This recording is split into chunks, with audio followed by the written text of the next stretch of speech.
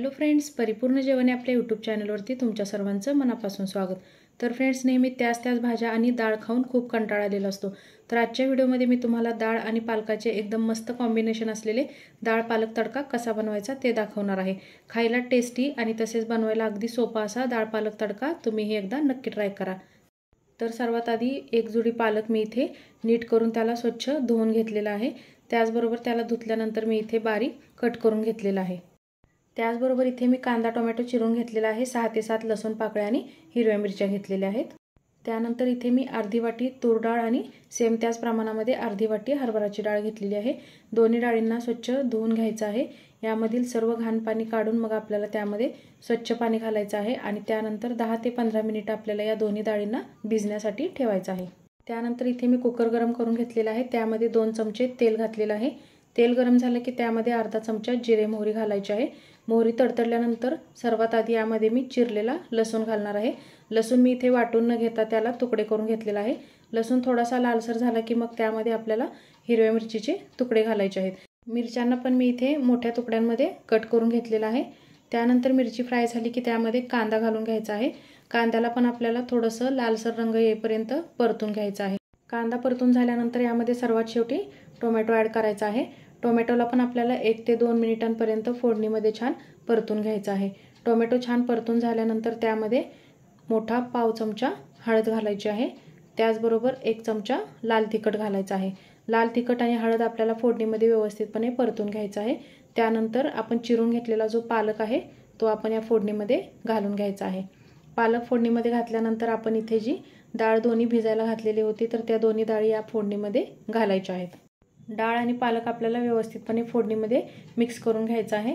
फोडणीमध्ये व्यवस्थितपणे मिक्स झाल्यानंतर त्यामध्ये पाणी घालून घ्यायचं आहे। तर इथे मी पाऊण तांब्या पाणी घातलेलं आहे। पाणी घातल्यानंतर पण आपल्याला याला एकदा मिक्स करून घ्यायचं आहे आणि त्यानंतर आता कुकरला झाकण लावून आपल्याला याच्या 4 ते 5 शिट्ट्या करून घ्यायच्या आहेत। डाळ व्यवस्थितपणे शिजायला हवी। तर इथे आता 4 ते 5 शिट्ट्या झालेल्या आहेत। कुकरची शिट्टी पण गेलेली आहे। तर आता मी इथे कुकरचं झाकण काढून बघते आहे। तर इथे आता आपली डाळ आणि पालक एकदम परफेक्ट असं शिजलेलं आहे। या डाळ आणि पालकाला तुम्ही हवं असेल तर रवीने पण मिक्स करून घेऊ शकता। त्यानंतर यामध्ये चवीपुरतं मीठ घालून घ्यायचं आहे आणि मीठ घातल्यानंतर याला व्यवस्थितपणे मिक्स करून आपण दुसऱ्या एका भांड्यामध्ये काढून घेणार आहोत, कारण की आपल्याला यावरती आता छान असा तडका द्यायचा आहे। इथे तडका मारण्यासाठी तुम्ही तेलाऐवजी तुपाचा देखील वापर करू शकता। मी इथे 1 चमचा तेल घेतलेला आहे। तेल गरम झाल्यानंतर 1 छोटा चमचा जिरे घालायचे आहेत। जिरे छान तडतडल्यानंतर त्यामध्ये मी 1 चमचा चिरलेला लसूण घालत आहे। लसूण आपल्याला वाटून न घेता इथे तुकडे करून किंवा चिरूनच घ्यायचा आहे। लसूण थोडासा तळल्यानंतर त्यामध्ये कढीपत्त्याचे 5 ते 6 पाने घालायचे आहेत। कढीपत्ता थोडासा फ्राय झाल्यानंतर यामध्ये आपल्याला लाल सुक्या मिरच्या घालायच्या आहेत। लाल सुक्या मिरच्या घातल्यानंतर गॅस लगेच बंद करायचा आहे, नाहीतर आपल्या मिरच्या ज्या आहेत त्या करपू शकतात। आणि सर्वात शेवटी इथे मी पाव चमचा हिंग घालत आहे। कुठलाही तडका तयार करत असताना त्यामध्ये हिंग आवर्जून घालायला पाहिजे, त्यामुळे तडका खूप टेस्टी होतो। आता हा तडका आपण आपल्या डाळ पालकवरती घालून घेतलेला आहे। तर इथे तुम्ही पाहू शकता की आपला डाळ पालक तडका रेडी झालेला आहे। हा जो डाळ पालक तडका आहे तो जिरा राईस सोबत एकदम भन्नाट असा लागतो। तर फ्रेंड्स, अशा प्रकारचा डाळ पालक तडका तुम्हीही एकदा नक्की ट्राय करून पहा आणि तुम्हाला तो कसा वाटला हे मला कमेंट करून सांगायला विसरू नका।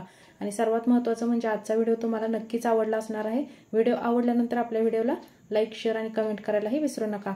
चॅनलवरती तुम्ही जर अजूनपर्यंत नवीन असाल तर लवकरात लवकर आपल्या चॅनलला सबस्क्राईब करा आणि जेव्हा सबस्क्राईब करता तेव्हा नोटिफिकेशन बेल आयकॉनला क्लिक करायलाही विसरू नका। चला तर मग आता आपण भेटूयात अशाच एका पुढील नवीन रेसिपीमध्ये। धन्यवाद।